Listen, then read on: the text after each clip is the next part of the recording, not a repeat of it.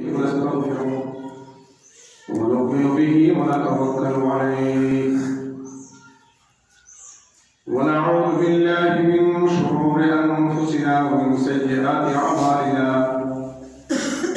من يهده الله فلا مضل له ومن يضلل فلا هادي له ونشهد أن لا إله إلا الله لا ضد له ولا ند له لا أصل له ولا نسل له لا مثل له ولا مثال له ولا مثيل له ونشهد أن محمدا حبيبنا وحبيب ربنا المبعوث إلى الأسود والأحمر والأصغر والأكبر والإنس والجان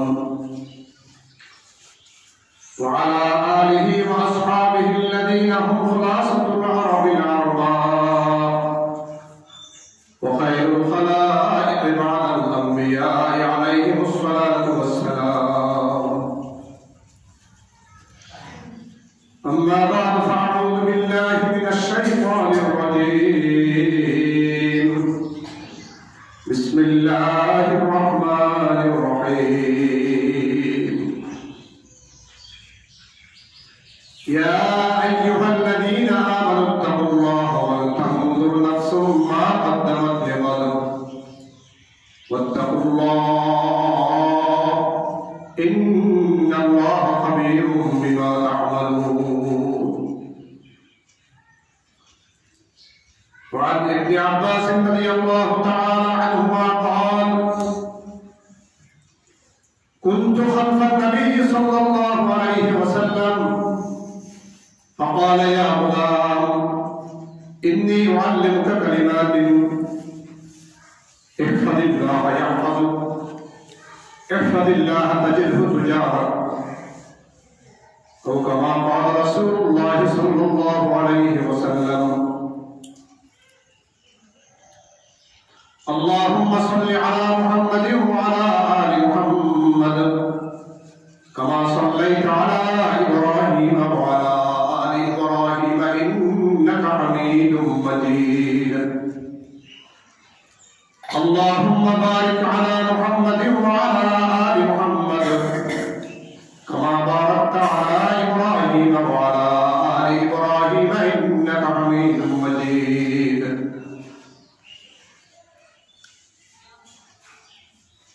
الحمد لله. मुअज़्ज़ज़ मुहतरम हाज़िरीन, अल्लाह पाक परवरदिगार आलम दरबारे वलिद प्रशंसा कि महान अल्लाह रब्बुल आलमीन मेहरबानी करे जमाल नवाज उद्देश्य अल्लाह ताला তারপরে আশা আশা এবং কিছু আমলের তৌফিক দান করেছেন। মাওলায়ে পাকের দরবারে শুকর আদায় করি, কালিমাতুশ শুকর পড়ি আলহামদুলিল্লাহ আলহামদুলিল্লাহ। মুআজ্জাজ হাজিরিন, কুরআনুল কারীমের সূরাতুল হাশর থেকে এখানে আয়াতে কারিমা তেলাওয়াত করা হয়েছে এবং তিরমিজি শরীফ থেকে রাসূল করিম সাল্লাল্লাহু আলাইহি ওয়াসাল্লামের ছোট একটা হাদিস তেলাওয়াত করা হয়েছে। তেলাওয়াতকৃত আয়াতে কারিমা এবং হাদিসের আলোকে যদি মাওলায়ে পাকের তৌফিক শামিল হাল হয় অতি সংক্ষেপে কয়েকটি কথাবার্তা আলোচনা হবে ইনশাআল্লাহ। মুআজ্জাজ হাজিরিন, গত জুমা থেকে আমরা একটি বিষয় আলোচনা করতেছিলাম, শুনতেছিলাম।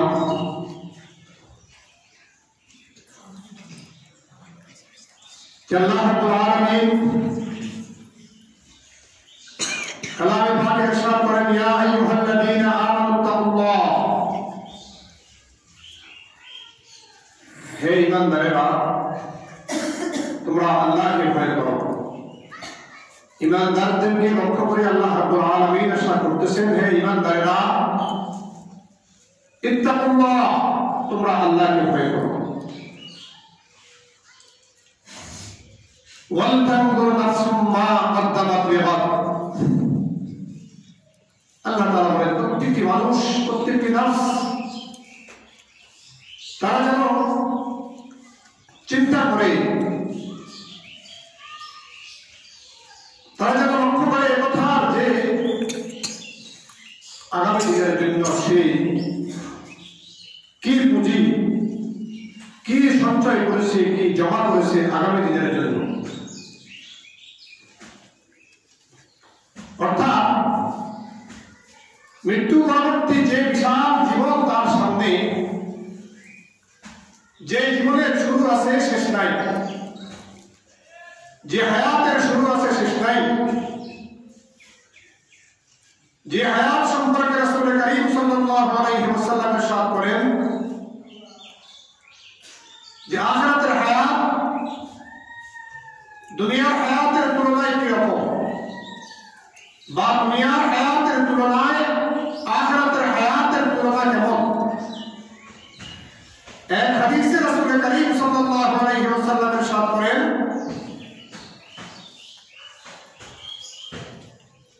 যে গভীর সাগরের মধ্যে তোমরা একজনে হাতের একটি আঙ্গুল রাখো, একটি আঙ্গুল চুবাও। গভীর সাগরের মধ্যে যেখানে পানি আর পানি, সেই পানির মধ্যে একটি আঙ্গুল তোমরা ডুবাও, একটি আঙ্গুল তোমরা চুবাও, আঙ্গুল চুবে আবার উঠাও, উঠিয়ে দেখো যে আঙ্গুলের সাথে কি পরিমাণ পানি আসলো। এই অথই সাগর থেকে, অপুরন্ত পানি থেকে কি পরিমাণ পানি আসলো তোমার আঙ্গুলের সাথে। ফালিয়ানজুর বিমাযা ইয়ারজি। তুমি লক্ষ্য করো, তুমি একটু দেখো গভীর মনোযোগের সাথে যে গভীর সাগরে তুমি আঙ্গুল চুবানোর পরে তোমার আঙ্গুলের সাথে কি পরিমাণ পানি উঠে এসেছে, তুমি সেটা দেখো। যে পরিমাণ পানি তোমার আঙ্গুলের সাথে উঠে এসেছে, মনে করবে এটা হলো তোমার দুনিয়ার হায়াত। ফালিয়ানজুর বিমাযা ইয়ারজি। তুমি লক্ষ্য করো কি পরিমাণ পানি তোমার ওই আঙ্গুল নিয়ে আসলো ওই সাগর থেকে। ওই বিপুল পরিমাণ পানি থেকে কি পরিমাণ পানি তোমার আঙ্গুল নিয়ে আসলো তুমি লক্ষ্য করো। আর ওই আঙ্গুলের সাথে যেই পরিমাণ 1 ফোঁটা বা 2 ফোঁটা পানি আসছে, তুমি মনে রেখো এটা হলো তোমার দুনিয়ার হায়াত। আর সাগরে যে অপরান্ত পানি হয়ে গেছে, এটা হলো তোমার আখিরাতের জীবন, আখিরাতের হায়াত। তো আল্লাহ তাআলা বলেন, ওয়ালতানজুর নাফসুম মা কদ্দামাত লিগাদ। হে ঈমানদারেরা, তোমরা আল্লাহকে ভয় করো এবং আখিরাতের জন্য, পরকালের জন্য, দুনিয়ার পরবর্তী জীবনের জন্য তুমি কি সঞ্চয় করেছো, কি জমা করেছো। ওয়াত্তাকুল্লাহ ইন্নাল্লাহা খাবীরুম বিমা তা'মালুন।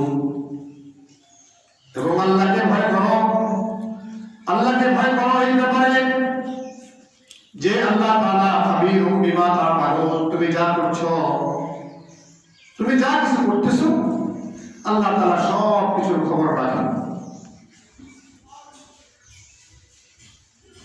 আল্লাহ তাআলার কাছে সব কিছুর খবর আছে তুমি যা করতেছো। মুফাসসিরিন কিরাম এই আয়াতের ব্যাখ্যায় অনেক কথা বলেছেন।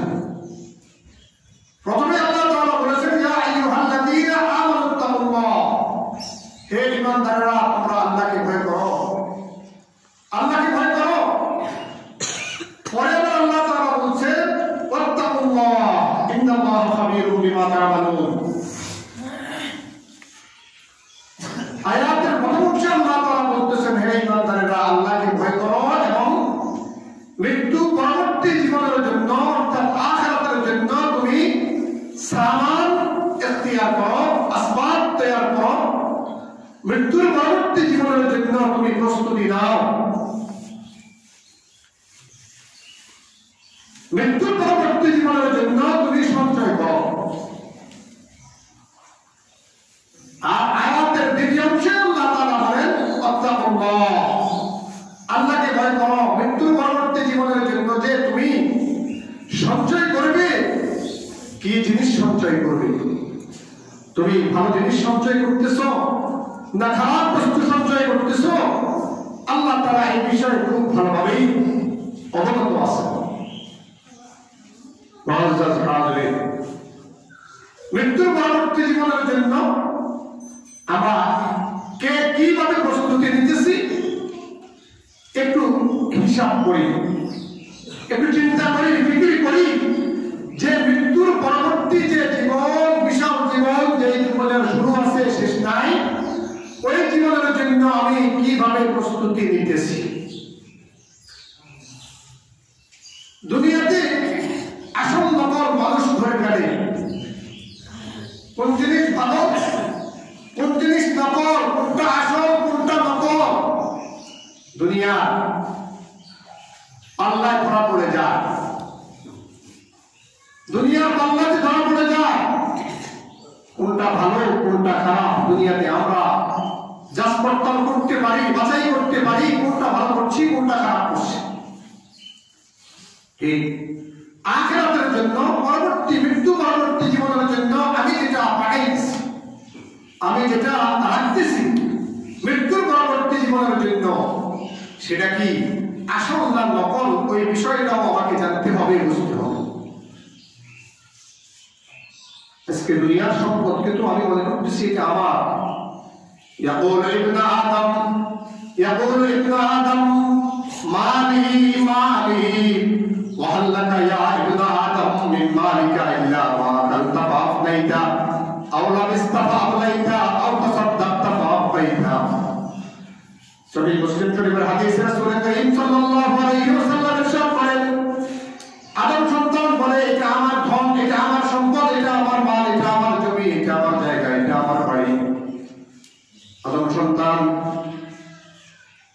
যা সে মালিক, এটাকে সে নিজের মালিক যারা দাবি করে, এটা আমার মালিক আমি, এই জমির মালিক আমি, এই বাড়ির মালিক আমি, এই গাড়ির মালিক আমি, এই গাছের মালিক আমি। আদম সন্তান এটা জোর গলায় বলে। ইয়াকুলু ইবনে আদম মালি মালি, আদম সন্তান বলে এটা আমার মাল, এটা আমার সম্পদ, এটা আমার ধন। ওয়া হাল লাকা ইয়া ইবনে আদম, ওয়া হাল লাকা ইয়া ইবনে আদম, হে আদম সন্তান তোমার জন্য, তুমি তো ওই জিনিসের মালিক, তুমি তো ওই সম্পদের মালিক। ওয়া হাল লাকা ইয়া ইবনে আদম মিন মালিকা ইল্লা মা আকালতা ফাআফনাইতা, হে আদম সন্তান তুমি তো এই সম্পদটুকুর মালিক যেইটুকু তুমি মা আকালতা ফাআফনাইতা, যেটা তুমি খেয়েছো, খাওয়ার পরে শেষ হয়ে গেছে, যেটা তুমি খেতে পারছো, খাওয়ার পরে এটা শেষ, খাইছো হজম হয়ে গেছে, এটুকুর মালিক তুমি। ন্যায়ভাবে অন্যায় মালিক হয়ে থাকো, অন্যায়ভাবে মালিক হয়ে থাকো, তুমি খেয়েছো, যেটা তুমি ভক্ষণ করেছো তুমি অতটুকুর মালিক।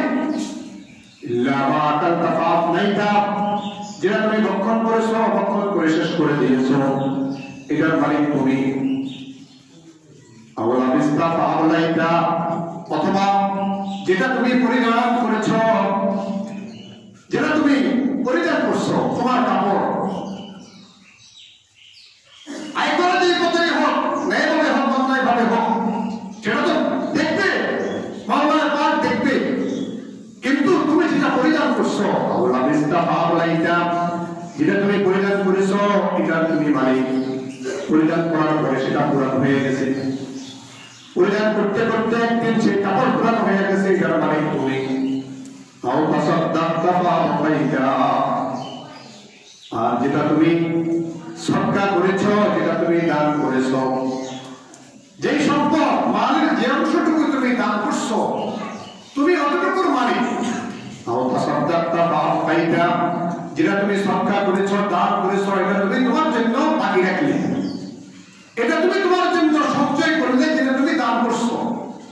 যেটা তুমি খেয়ে ফেলেছ এটা শেষ হয়ে গেছে, যেটা তুমি পরিণত করছো পূরণ হয়ে গেছে, এক সময় শেষ হয়ে গেছে।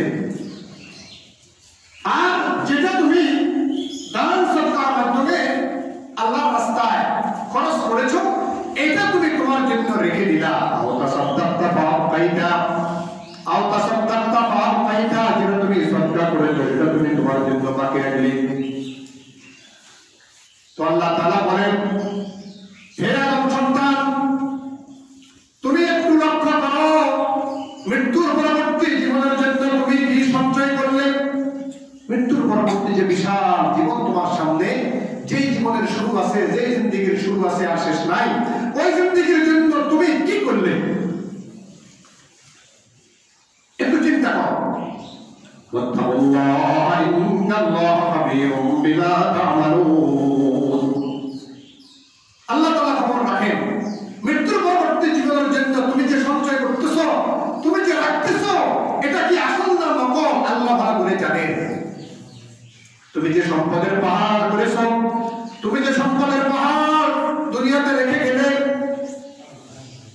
তুমি ভাবছো আখিরাতে তোমার কাছে আসবে, আখিরাতে তোমার কাছে আসবে, কিন্তু এটা কি আসল না নকল, এটা কি এক নম্বর না দুই নম্বর, এটা কি তোমার আখিরাতের জীবনের জন্য সঠিক সম্পদ কিনা, সঠিক সঞ্চয় কিনা।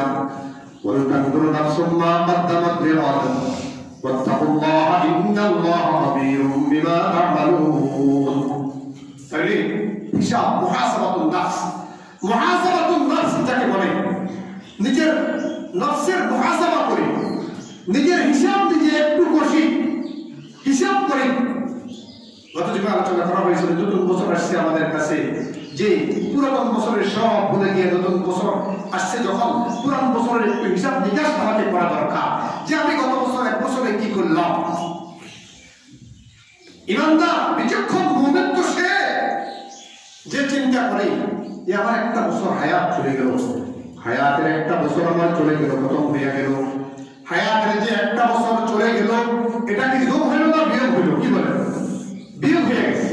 আমার হায়াত থেকে বিয়োগ হয়ে গেছে, তার মানে এক বছর মৃত্যু আগে গেছে। আমার হায়াতের একটা বছর চলে যাওয়া মানে মৃত্যু এক বছর সন্ধি করে চলে আসছে। আবার এক বছর চলে যাবে, এক মাস চলে যাবে, যখন বুঝতে হবে আমার বাকি জীবনের এক মাস কমে গেছে। এক বছর যখন চলে গেছে বুঝতে হবে মৃত্যু আরো এক বছর কাছে গেছে। এটাই তো মুহাসাবা। মুহাসাবা এটাকেই বলে মুহাসাবাতুন নাফস। হাসিবু আনফুসাকুম ক্বাবলা আন তুহাসাবু। হযরত ওমর রাদিয়াল্লাহু তাআলা আনহু বলেন, তুমি হাসিবু আনফুসাকুম, তুমি তোমার নিজের হিসাব করো, ক্বাবলা আন তুহাসাবু, আল্লাহ তাআলা তোমার হিসাব দেওয়ার আগে, তোমার হিসাব দেওয়ার আগে তুমি হিসাব করো। ওয়াজিনু ক্বাবলা আন তুযানু, তোমার আমলকে তুমি পাল্লায় নিয়ে মাপো। আল্লাহ তাআলা যেদিন তোমার আমলকে পাল্লায় নিয়ে মাপবে, এর আগে তোমার আমলকে তুমি মাপো। ওয়াজিনু ক্বাবলা আন তুযানু, ওয়াজিনু ক্বাবলা আন তুযানু, যেদিন তোমার আমল মাপা হবে, তোমার হিসাব দেওয়া হবে, এর আগে তোমার হিসাবটা তুমি নাও। আর তোমার আমলের ওজন করা হবে, তোমার আমলের ওজন আল্লাহ পাক করার আগে তুমি তোমার আমলের ওজন করে নাও। তোমার আমলটা কোন মাপের, তোমার আমলটা কোন ওজনের, কোন মাপের, তুমি তোমার আমলের ওজন করো। ওয়াজিনু ক্বাবলা আন তুযানু, ইযা আযনাবতা যামবান ফালা তুআখিরিত তাওবাতা ইলা গাদিন, যখন তোমার দ্বারা কোনো নাফরমানি হয়ে যায়, যখন তোমার দ্বারা কোনো অন্যায় আচরণ হয়ে যায়, ফালা তুআখিরিত তাওবাতা ইলা গাদিন, ফালা তুআখিরিত তাওবাতা ইলা গাদিন, আগামী দিনের জন্য তুমি কি করিও না, তওবাকে রেখে দিও না, তওবা আজকেই করে ফেলো। আজকে নাফরমানি হয়ে গেছে, আল্লাহ না করুক আজকে নাফরমানি হয়ে গেছে, তওবা আজকেই করে ফেলো। ফালা তুআখিরিত তাওবাতা ইলা গাদিন ফাইন্না ইলা গাদিন মাসাফাতুন বাঈদা। যেহেতু আগামী দিন তুমি তওবা করবে, বা কয়েক বছর পরে তওবা করবে, বড় হয়ে গেলে তওবা করবে, এই সময় এই সুযোগ তোমার মিলতেও পারে, নাও মিলতে পারে। সুতরাং ইযা আযনাবতা যামবান, যখনই নাফরমানি হয়ে যায়, যখনই নাফরমানি হয়ে যায়, ফালা তুআখিরিত তাওবাতা ইলা গাদিন, জিন্ন রেখে দিও না, সাথে সাথে তওবা করে ফেলো। মুহাসাবাতুন নাফস, নিজের নফসের একটা হিসাব করি যে আজকে সকাল থেকে সন্ধ্যা পর্যন্ত ঘুমানোর আগে একটা হিসাব আমি করতে পারি আমার নিজের, যে আজকে সকাল থেকে রাত ঘুমাইবার পর্যন্ত আমি আল্লাহ তাআলার কতগুলি হুকুম পালন করছি, আমি কতগুলি নেক আমল করছি, আমার আমলনামার মধ্যে কতগুলি নেক জমা হয়েছে, আর আমার আমলনামার মধ্যে কতগুলি নাফরমানি জমা হয়েছে। একটা হিসাব কি করা যায় না? কি অনেক বেড়ে গেলে হিসাব করা যায় না। এজন্য আগামী দিনের জন্য রাখিও না, আজকের হিসাবটা আজকেই করো। ব্যবসায়ীরা আজকের হিসাব আমি আজকেই করে, সারাদিন বেচা কিনা কি হলো রাত্রে হিসাব কিতাব করে কাগজে লেখে যে আমার সকাল বেলা পৌঁছেছিল এই, লাভ হলো এই। এটা হলো বিচক্ষণ মুমিন যে সে এভাবে করে।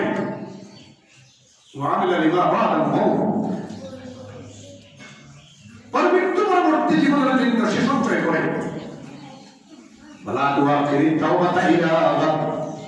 তাহলে তওবাকে আগামী দিনের জন্য রাখা যাবে না। আজকে নাফরমানি হয়ে গেলে তওবা আজকেই শেষ। তো বলতেছিলাম মুহাসাবাতুন নাফস, নফসের একটা হিসাব করি যে আমার মনের গতি কি, আমার অবস্থান কি, বর্তমানে আমার মনের অবস্থান কি, দিলের অবস্থান কি। হযরত হানজালা রাদিয়াল্লাহু তাআলা আনহু যার উপাধি ছিল গাসীলুল মালায়েকা, হযরত হানজালা রাদিয়াল্লাহু তাআলা আনহু তার উপাধি হলো গাসীলুল মালায়েকা, মানে এক যুদ্ধে তিনি শাহাদাত বরণ করেছেন। শাহাদাত বরণ করেছেন কি অবস্থায়? ওনার উপরে গোসল ফরজ ছিল। গোসল ফরজ ছিল, এই সময় জিহাদের ডাক পড়েছে, যুদ্ধের ডাক পড়ছে, আর গোসল করার সুযোগ পান নাই, দৌড়ে জিহাদের ময়দানে শরীক হয়ে গেছেন। উনি যে নাপাক উনি জানতেন, ওনার স্ত্রী জানতেন, আর দুনিয়ার কেউ জানে না জিহাদের ময়দানে শাহাদাত বরণ করছে। জিহাদের ময়দানে যারা শাহাদাত বরণ করে তাদেরকে গোসল দেওয়ার কোনো প্রয়োজন নাই, গোসল ছাড়াই তাদের দাফন হয়। এই রক্তমাখা শরীর নিয়েই তাদের দাফন হয়। যারা দ্বীনের জন্য শাহাদাত বরণ করে শহীদ যারা হয়, শহীদদের কোনো গোসল নাই, এই অবস্থায় তাদের দাফন, একটু কাপড়ের কাপড় পাইলেই এই অবস্থায় তাদের দাফন, গোসলের প্রয়োজন নাই। হযরত হানজালা রাদিয়াল্লাহু তাআলা আনহু শাহাদাত বরণ করেছেন, তার লাশ কিন্তু ময়দানে নাই। যেখানে শাহাদাত বরণ করেছেন তার লাশ খুঁজে পাওয়া যাইতেছে না। সবার লাশ আছে, ওনার লাশ নাই। সাহাবায়ে কেরাম খুঁজতেছেন, আল্লাহ রাসূলের কাছে, ইয়া রাসূলুল্লাহ, হানজালার লাশ পাওয়া যাইতেছে না। কিছুক্ষণ পরে দেখা গেল হানজালার লাশ নিয়ে আসমান থেকে ফেরেশতারা আসছে। হানজালার লাশ তখন পড়ে উপর থেকে ফেরেশতারা নিয়ে আসতেছে। এজন্য বুঝা গেল তার লাশকে গোসল করাইছেন কে? যেহেতু অপবিত্র ছিলেন, নাপাক ছিলেন, এজন্য তার জন্য গোসলের প্রয়োজন হয়েছে। আসমানের ফেরেশতারা আল্লাহর নির্দেশে তাকে গোসল দেওয়া ময়দানে নিয়ে আসছে। এজন্য তার উপাধি হলো গাসীলুল মালায়েকা। গাসীলুল মালায়েকা, যাকে ফেরেশতারা গোসল দিচ্ছে। তিনি বলেন, হযরত হানজালা বলেন যে আমি একদিন রাস্তায় বের হয়েছি। রাস্তায় বের হওয়ার সাথে সাথে হযরতে আবু বকর সিদ্দিক রাদিয়াল্লাহু তাআলা আনহুর সাথে আমার দেখা। সিদ্দিক আকবরের সাথে যখন সাক্ষাৎ হয়, সিদ্দিক আকবর আমাকে জিজ্ঞাসা করলেন, হযরত হানজালা বলেন, সিদ্দিক আকবর আমাকে জিজ্ঞাসা করলেন, কাইফা আনতা ইয়া হানজালা, হে হানজালা তুমি কেমন আছো, তোমার অবস্থা কি একটু বলো। হযরত হানজালা রাদিয়াল্লাহু তাআলা আনহু তখন বলেন, না ফাকা হানজালা, হে ভাই আবু বকর আমি কি বলবো ভাষা খুঁজে পাই না। হানজালা তো মুনাফিক হয়ে গেছে। নিজের কথা নিজে হযরত আবু বকরের কাছে বলতেছে যে হানজালা তো মুনাফিক হয়ে গেছে। আবু বকর সিদ্দিক জিজ্ঞাসা করলেন, কিভাবে, কেন তুমি এই কথা নিজেকে বলতেছো তুমি মুনাফিক হয়ে গেছো? হযরত হানজালা বলেন,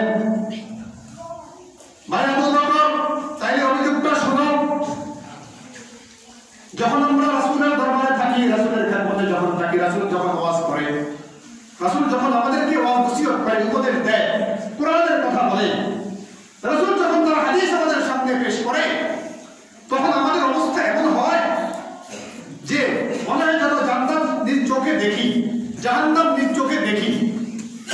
রাসূল যখন ওয়াজ করে তখন অবস্থা এমন হয়ে যায়, ওয়াজ শুনতে শুনতে এত মনোযোগ দিয়ে ওয়াজ শুনি, মনে হয় যেন জান্নাত জাহান্নামকে দেখতেছি। এরকম অবস্থা রাসূলের নিকটে যখন থাকি তখন আমাদের হয়।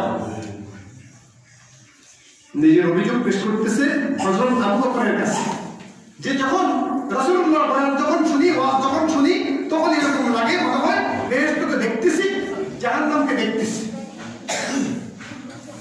কিন্তু যখন বাড়ি চলে যাই, যখন বাড়িতে চলে যাই, বাড়িতে যাওয়ার পরে আর এগুলি মনে থাকে না, এগুলি আর মনে থাকে না। এটা তো আমাদের অবস্থা। ওদের মাহফিলে আসলে আল্লাহর অনেক বান্দা আছে, দেখেন ওয়াজ শুনতে শুনতে চোখের পানি ফেলে দেয়, কাঁদে না? কাঁদে। জান্নাতের কথা আলোচনা হয়, জাহান্নামের কথা আলোচনা হয়, তখন দিলটা নরম হয়, দিল নরম হয়ে চোখের পানি চলে আসে। জাহান্নামের কথা শুনলে চোখে পানি চলে আসে। হযরত হানজালা বলেন, ভাই আবু বকর, আমার অবস্থা তো রাসূলের খেদমতে গেলে তো আমাদের অবস্থা এরকম হয়, মনে হয় যেন জান্নাত জাহান্নামকে দেখি। আর যখন বাড়িতে চলে আসি, স্ত্রী পরিজন ছেলে মেয়ের সাথে যখন মিলি, তখন আর এগুলো কিছুই কি থাকে না, মনে থাকে না। এই জন্যই বলি যে রাসূলের খেদমতে গেলে মনটাকে একরকম, বাড়িতে আসলে মন হয় আরেক রকম। এই জন্যই বলতেছি আমি মুনাফিক হয়ে গেছি। হযরত হানজালা তিনি বলেন যে আমি মুনাফিক হয়ে গেছি। হযরত আবু বকর কতক্ষণ চিন্তা ফিকির করে কয় যে হানজালা আমার অবস্থাও তো এরকম। হযরত আবু বকর তিনিও বলেন, ভাই হানজালা তুমি যে অবস্থা বয়ান করলা, আমার অবস্থাও তো এমনি হয়, ততটুকুই হয়।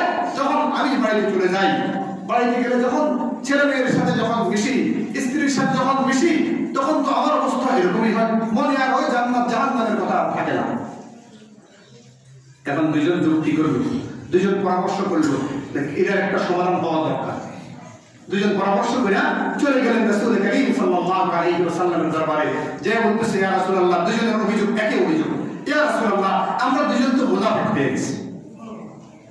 হযরত হানজালা বলেন, আবু বকর সিদ্দিক বলেন, ইয়া রাসূলুল্লাহ, আমরা দুজন মুনাফিক হয়ে গেছি।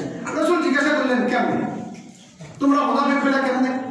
ইয়া রাসূলুল্লাহ, আপনার খেদমতে যখন থাকি, আপনার কাছে যখন থাকি, যখন ওয়াজ নসিহত শুনি, কোরআনের কথা শুনি, সুন্নাহর কথা যখন শুনি, তখন মন থেকে এমনি চোখের পানি চলে আসে, মনে হয় যেন আমরা জান্নাত জাহান্নাম দেখতেছি।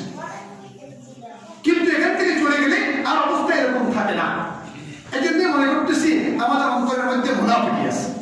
তাই মুহাসাবাতুন নাফস, নিজের আত্মসমালোচনা, যে আমি কি করতেছি, আমি একটা দিন চলে গেল আমি কি করলাম, একটা মাস চলে গেল কি করলাম, একটা বছর চলে গেল কি করলাম। ওই দুই সাহাবী আত্মসমালোচনা করে বুঝতে পারলেন, উপনীত হলেন যে তারা দুজন নিজেরা মুনাফিক হয়ে গেছেন, এটা নিজেদের ধারণা। এখন আল্লাহ রাসূলের কাছে যে অভিযোগ দিলেন, ইয়া রাসূলুল্লাহ, আমাদের অবস্থা তো এরকম, এখন আমরা কি করতে পারি? আল্লাহ রাসূল বলেন যে হ্যাঁ, এরকম অবস্থা ইমানদারের হইতে পারে, এটা হইতে পারে বলা সাআতান ওয়া সাআতান, যে এক এক সময় এক এক অবস্থা হবে। যখন কোরআনের কথা শুনবে, যখন সুন্নাহর কথা শুনবে, নবীর কথা যখন শুনবে, জান্নাত জাহান্নামের কথা যখন শুনবে, তখন মানুষের অন্তরে একটা প্রতিক্রিয়া অবশ্যই সৃষ্টি হয়। আবার যখন এখান থেকে চলে যাবে, তখন আবার অন্য অবস্থা করলে কিছু হতে পারে না, স্বাভাবিক। এটা মুনাফিকের চরিত্র, এটা মুনাফিকের আলামত না।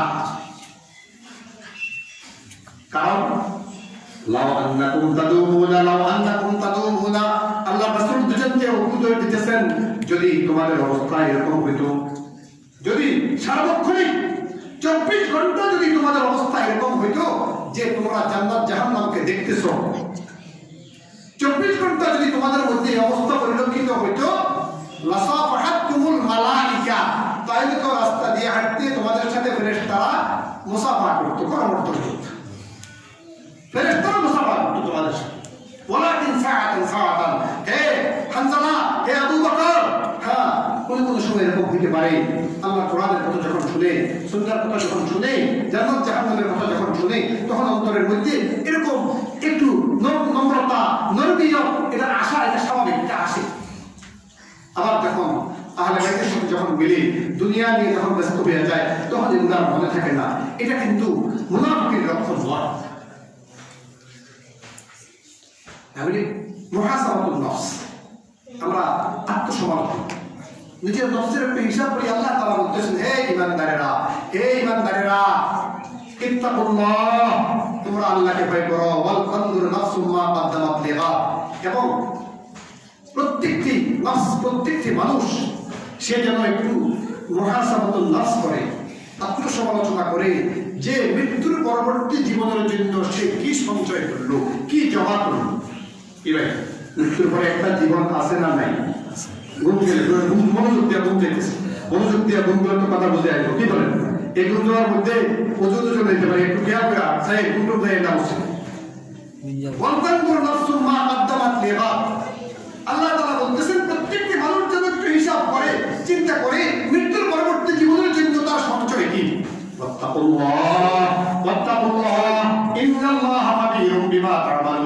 আল্লাহ তাআলা বলেন, আল্লাহকে ভয় করো, তুমি যে আখিরাতের জন্য যা সঞ্চয় করতেছো এটা কি হালাল না হারাম, 1 নম্বর না 2 নম্বর।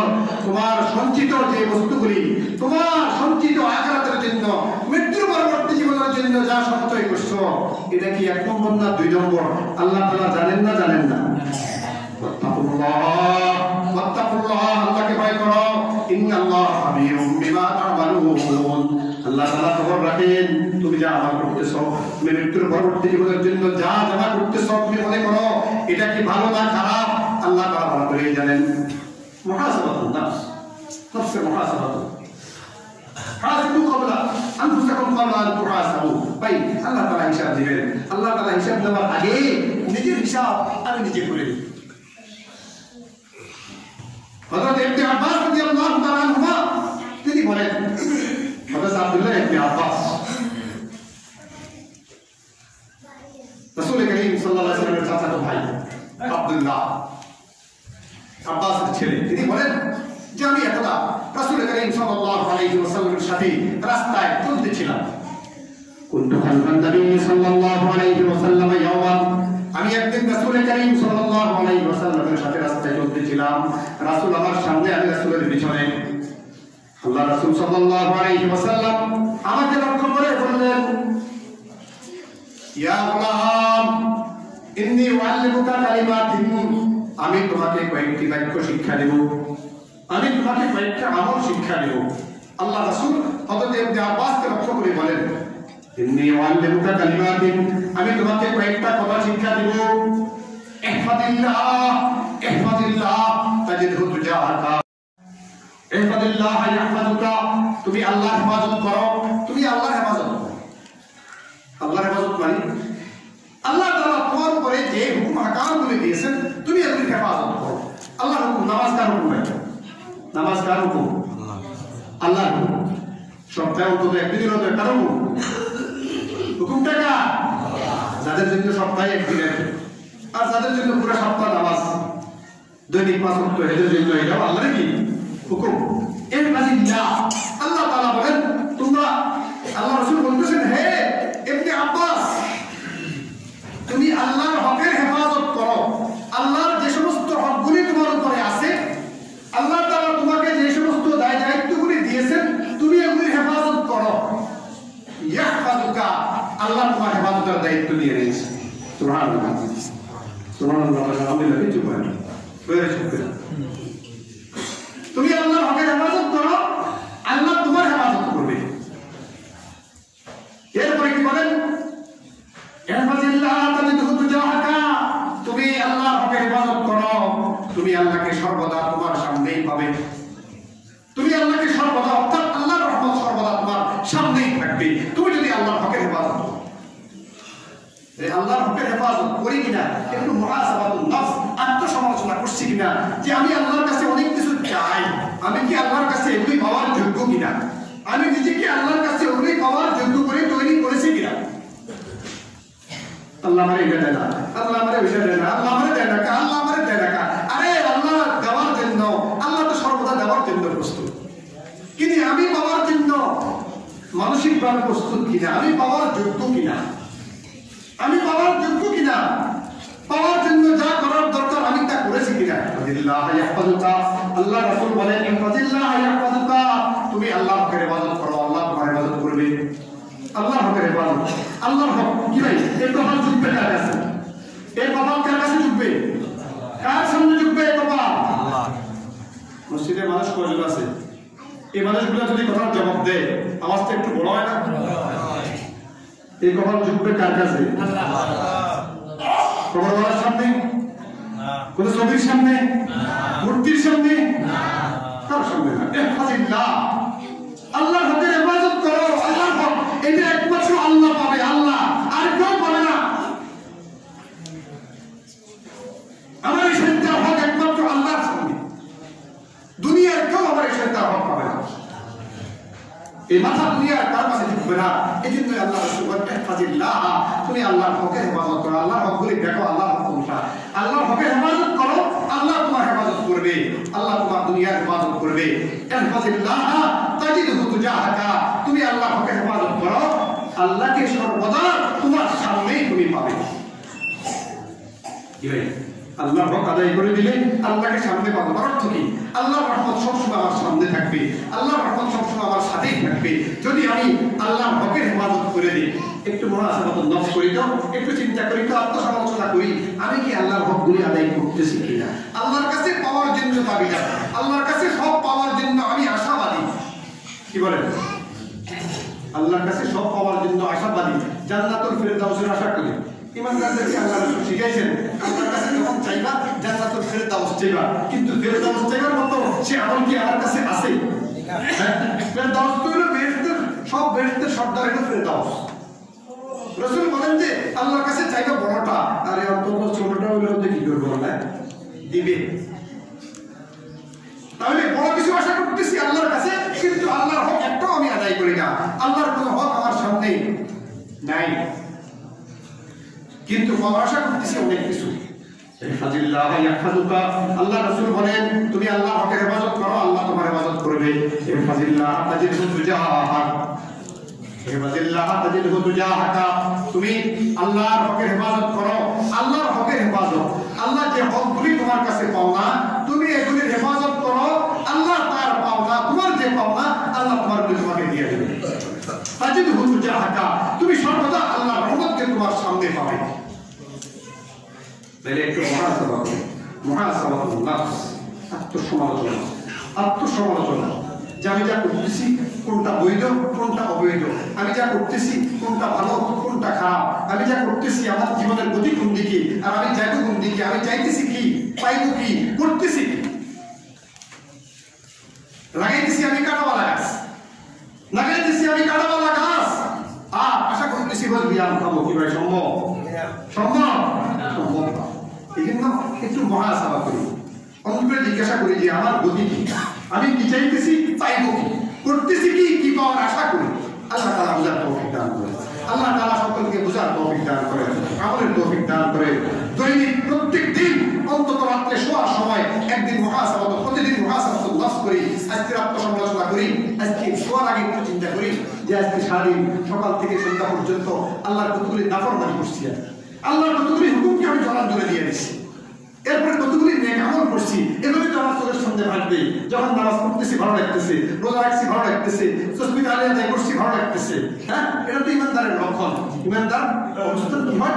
ইমানদারের মনের অবস্থা হবে এরকম, যখন কোনো নেক কাজ করবে ইমানদারের কাছে ভালো লাগবে, তখন তার অন্তরে খুশি লাগবে। এটা হলো ইমানদারের ইমানের একটা লক্ষণ। আর যখন কোনো অন্যায় অনাচার হয়ে যাবে তখন ইমানদার চিন্তা করে হায় আমার দ্বারা অপরাধ হয়ে গেছে, আমার দ্বারা নাফরমানি হয়ে গেছে। এই দুটো অবস্থা যখন পরিলক্ষিত হবে কারো অন্তরে, তখন সে নিজে দাবি করতে পারে যে আমি একজন ঈমানওয়ালা। ইদা সাররাতকা হাসানাতুক, যখন নেক কাজ তোমাকে খুশি, তোমার অন্তরে খুশি আনবে, ওয়া সারাতকা সাইয়্যাতুকা, আর অন্যায় অপরাধ তোমার অন্তরের মধ্যে খারাপ লাগবে। এই দুটো অবস্থা যখন তোমার অন্তরে পরিলক্ষিত হবে ফাআনতা মুমিন, তখন তুমি নিজে দাবি করতে পারো তুমি একজন ঈমানওয়ালা, তুমি একজন মুমিন। আল্লাহ তাআলা বুঝা আমাদের তৌফিক দান করেন। ওয়া আখিরু দাওয়ানা আলহামদুলিল্লাহি রাব্বিল আলামিন। যারা সুন্নাত করতে পারি